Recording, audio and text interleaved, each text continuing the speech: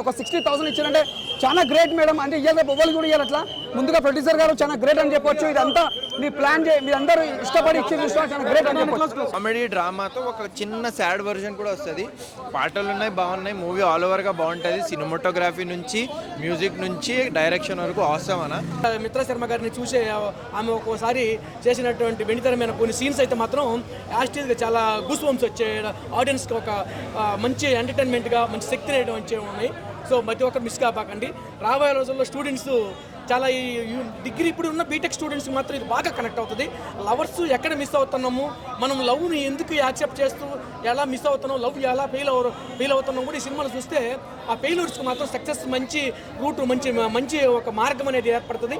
So ప్రతి ఒక్కరు accept చేసుకోండి. అంటే రాబోయే రోజులు అన్ని లవ్ సినిమాలు రావు.